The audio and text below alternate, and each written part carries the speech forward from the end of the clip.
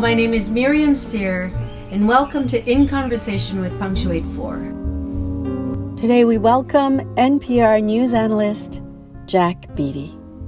A longtime editor for The Atlantic Monthly, Jack was also a book reviewer for Newsweek. Jack is a Boston native and a well-respected and prize-winning author. For the first time, Jack has written a play, The Battle Not Begun, Munich, 1938. Hello, Jack. Nice to be with you. Very nice to be with you. And I am very excited to talk to you about your new play, The Battle Not Begun. Now, The Battle Not Begun tells the story of three meetings that took place between Hitler and Chamberlain in 1938 on the eve of Hitler invading Czechoslovakia. Writing a play is a new adventure for you, Jack, isn't it? It is. I'd never done it before, and but in some ways, it's an extension of my interest in biography. Biography, if it's effective, has to have dramatic scenes. Characters have to clash, and biographers are always looking for such moments. So it may be that I was a playwright without portfolio before I knew it. What drew you to these three meetings? Partly because it had never been done.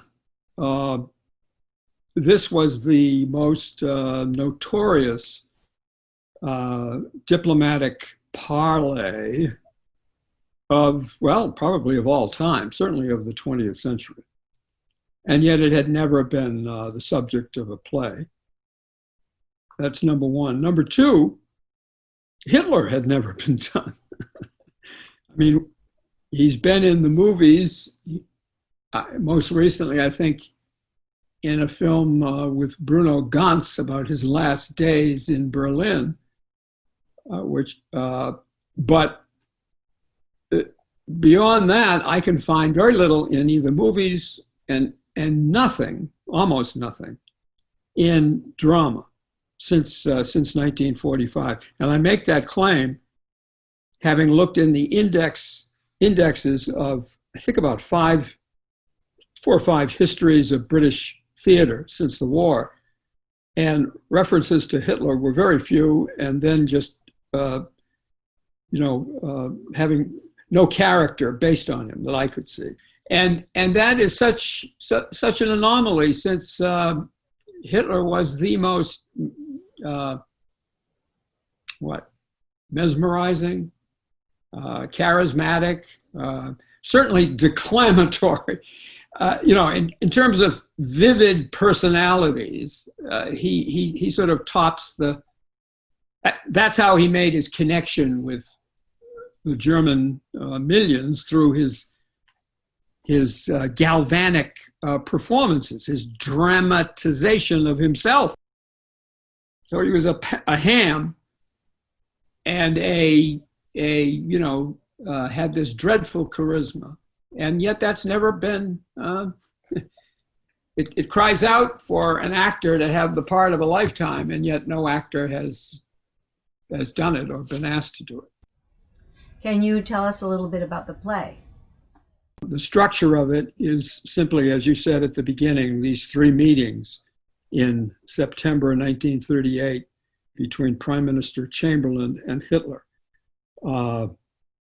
And what I wanted to, and there are rough records of what they said. I took off from those, but I wanted to bring into those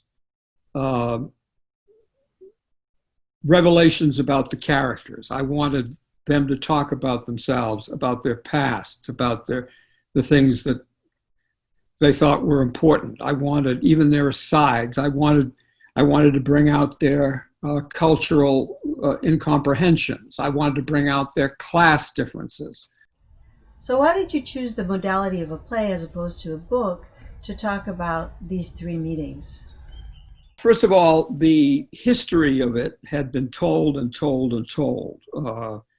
Notably, in a book from 1979 called Munich, The Price of Peace by Telford Taylor, he'll be known to some listeners, viewers, as the young prosecutor at the Nuremberg war crimes trials. He was a brigadier general in the army then.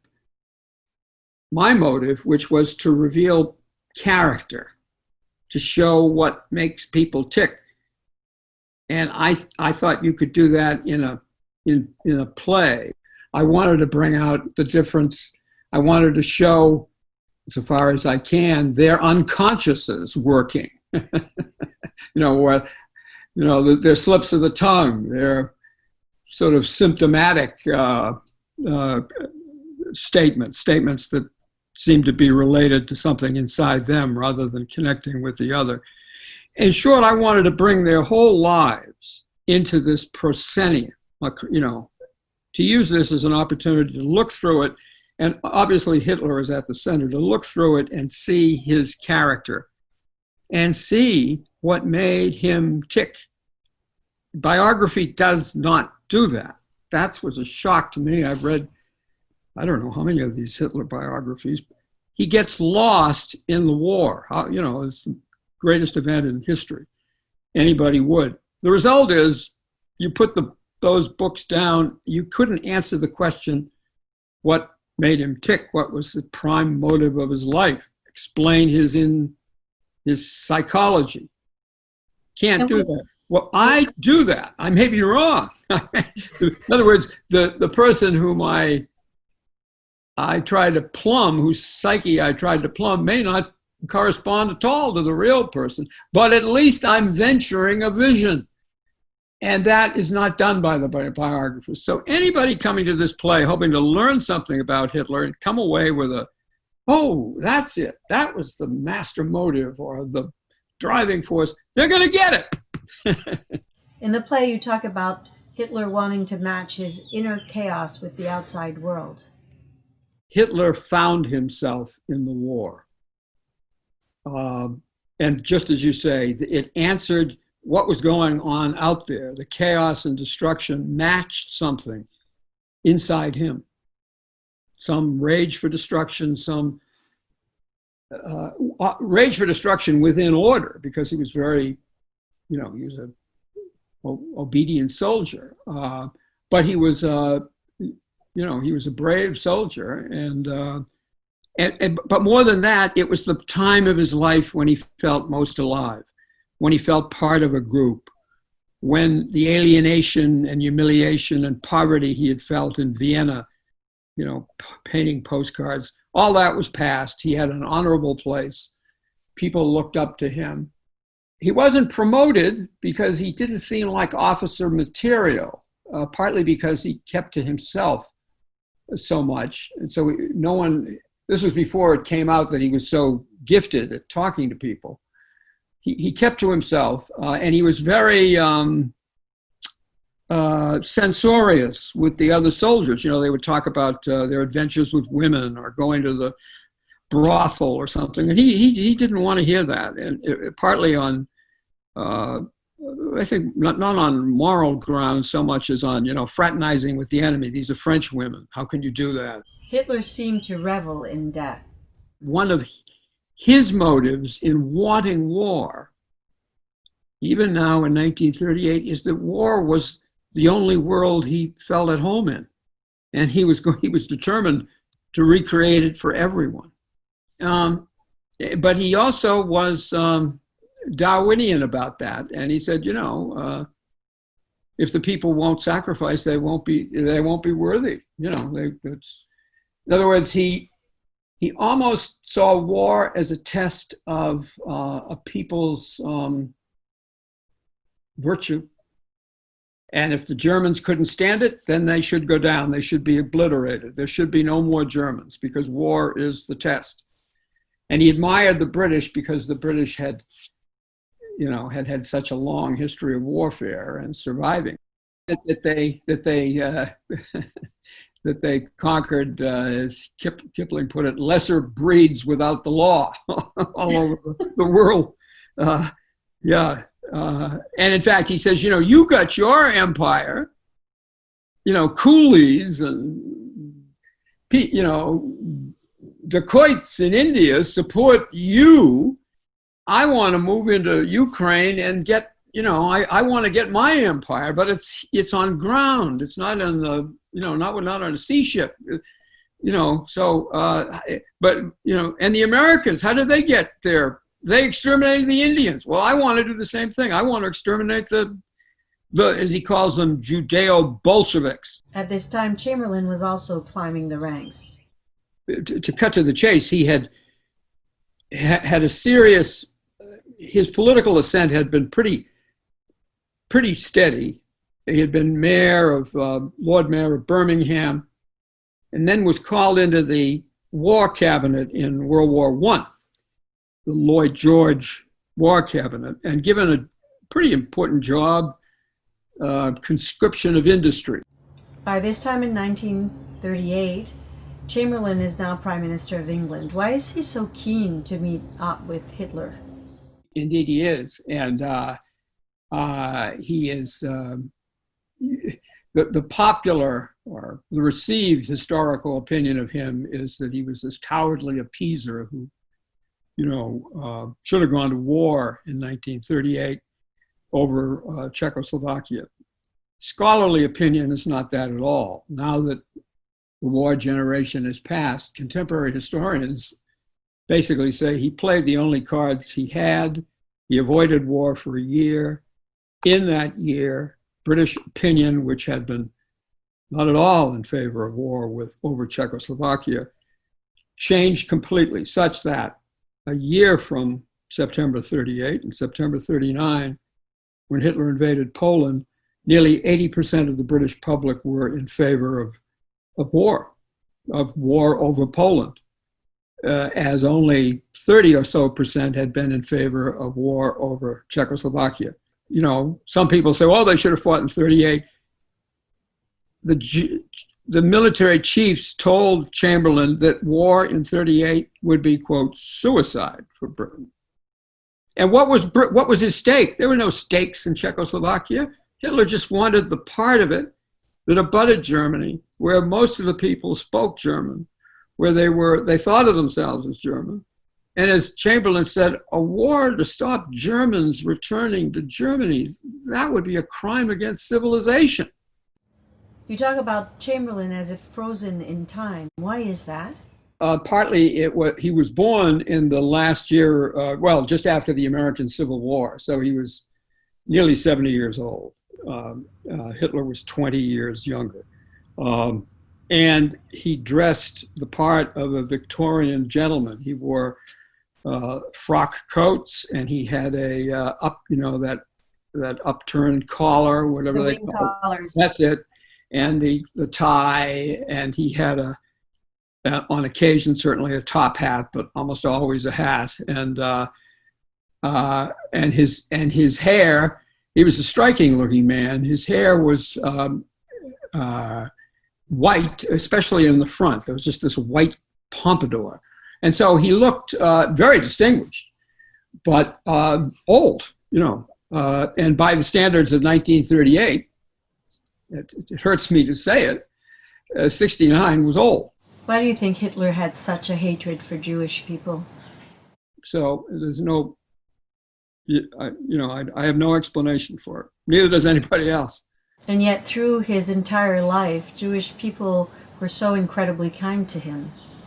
He lost his mother at age 18 and came back for the funeral, and the doctor, his mother's doctor, his name was Bloch, said he had never seen, I don't know how old he was, maybe in his 40s, he had never seen a person, young, old, more torn by grief than Hitler, that it was the most profound grief he had ever witnessed. And there's a letter from Hitler to this doctor thanking the doctor for really, which was, Clara Hitler had cancer, and he cared for her as far as he could, and didn't charge her. She was, by that time, an unemployed domestic. And he said, I didn't charge her because she was a well-loved person in this village, and I'm glad I could help her in any way I could. Of course, the irony is the doctor was Jewish. So here's this experience with a doctor who gave of his time, who loved Hitler's mother and spoke, and who sort of said this, he was terribly sorry to see this. He was worried about this young man's grief. It was so overwhelming. And when Hitler sends, the army into his mother's village, he what happened then? Well, when in 1930, early in 1938, Germany annexed Austria, pretty marched in and took it over. And Hitler gave instructions to the Gestapo, his secret police, to find this doctor and drive him to the Swiss border, get him out of the country. In other words, there's one Jew we won't kill.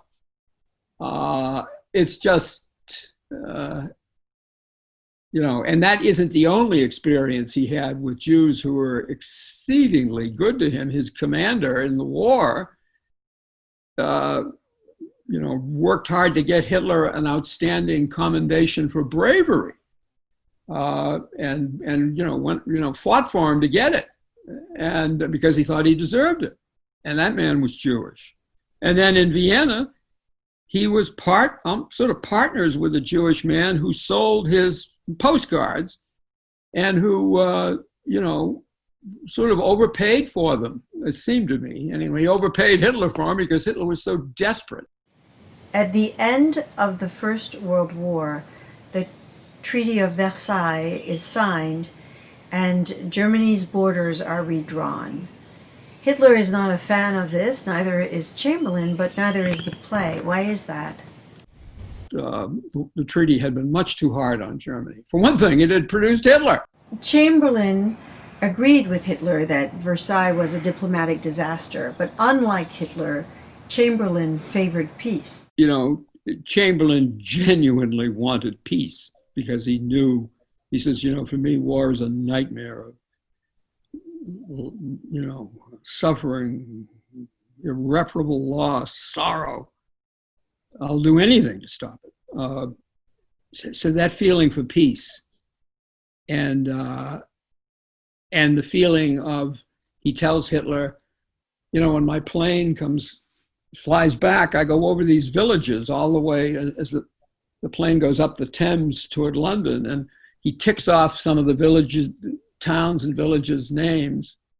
And he says, and I think of the families, the children down there, and I know there is no protection for them. There's no safety for them in the world of the bombing plane except peace. The only protection they have is peace. And that, I think that brings it out. That's a genuine part of him, and this, of course, American hawks who run him down as this coward and so on, push the wish for peace. Only cowards could want peace.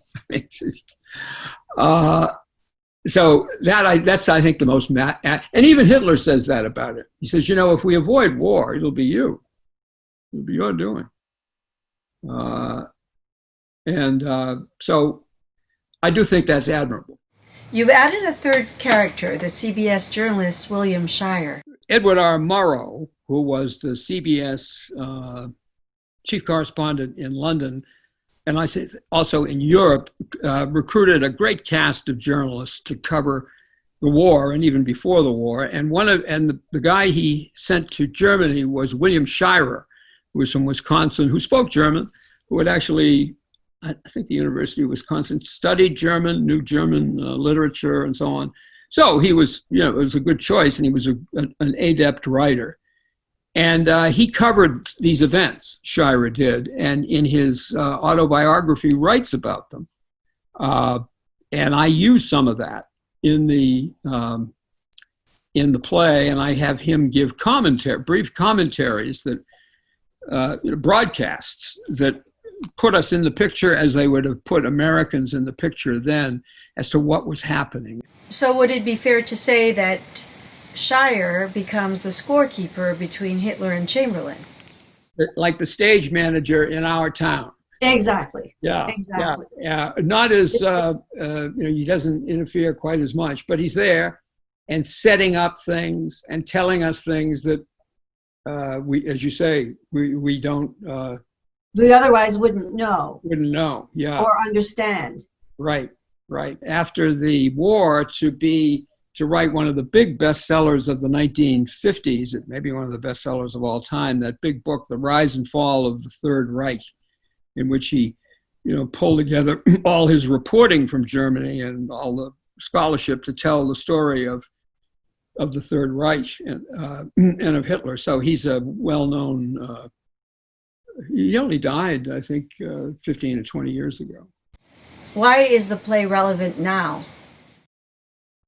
One thing that occurs to me is that we do see the depiction of a traumatized generation. The generation after the Great War. To call it a traumatic experience is, understates. Everybody was affected by it, and all wanted to avoid it. So just simply the shell shock and how a Chamberlain would regard war as a normal human being, as a horror. Something can't even be contemplated, has to be avoided at any cost. Hitler, of course, with his perversity, liking the secret of Hitler, liking this world catastrophe. And so in his way, he's traumatized too. He's got sort of PTSD of the soul. And I do think we're going to be a traumatized generation. I think this is going to linger, and every American family, one way or another, will be struck by it, and it'll shape us in ways it's hard to say. During the Depression, Robert and Helen Lind they'd written a book in the 1920s called Middletown. It was a sociological study of Muncie, Indiana. And they came back in the 1930s, and in Middletown Revisited, talked about the Depression and its effect on people in Muncie. And they used the image of the big knife. The big knife of the Depression came down over lives, separating them into before and after, before and after. And that happened for that generation. Hopes and lives were cut off. Happinesses were postponed. For some, not until the 1950s. That was the generation with a rendezvous with history, and not a pleasant one. And I think that's how this is going to affect us. The great knife of this economic and medical catastrophe is going to come down over lots of lives, separating them into before and after. And the before and after experience, I think, was well said in 1915 by a Belgian poet who had the war was a before and after experience, right? Before 1914, the world was this, after that. And this man was dedicating a book, and this poet put down, "With emotion to the man I used to be." And I think many Americans are going to look back and say, with emotion to the man or woman I used to be before this catastrophe, this big knife came down. Hitler was a demagogue, a populist nationalist demagogue. He had a sympathy and a connection with the, as he says, I hear the hidden whispers of the German soul. He did talk about making Germany great again. He did talk about the Lügenpresse, the lying press. He did talk about, building borders, physical structures on Germany's borders to protect it from the, quote, human flotsam outside. And he did, and he thought in these racialist, ethnic terms. It came to me as a surprise that Hitler was influenced by American history. There are a series of novels by Karl May, who was a Western novelist, but in German, and very popular about cowboys, Indians. When Hitler talks about the American West, he's also being fed by these books. I think so, and also by an eye for the hypocrisy of the democracies, right? The Americans, freedom, equality, and of course he knew about segregation. He knew about the extermination of the Indians, and the English standing for liberty. What about the empire, where there's no liberty for people? In other words, he was alive to those contradictions in the democracies. What is your wish for people seeing The Battle Not Begun? Oh, well, I would like people to see it. I mean, I think it's very good, and it gets better with each time you offer a suggestion, criticism.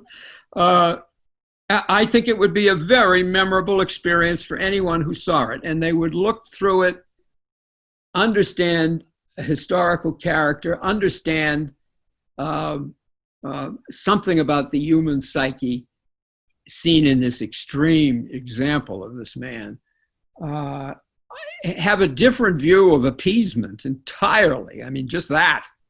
They go in thinking this guy's a coward, Chamberlain, and they come out thinking, no, I mean, peace isn't such an awful thing.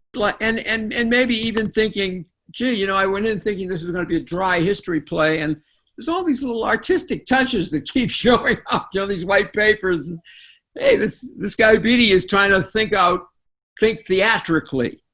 And so I would like that too, someone to say, this was pretty damn entertaining. Jack, as always, it has been a real pleasure. The Battle Not Begun, one can say, becomes more relevant with every passing moment. And I look forward to your production of this insightful and relevant play. Thank you very much, and thank your colleagues who've just done a tremendous job, and I'm very, very grateful to all of you. Thank you. If anyone should have any comments for Jack or questions, please feel free to reach out to us via our website or email, social media. And if you have any comments or ideas, they are always welcome. Thank you for joining us today.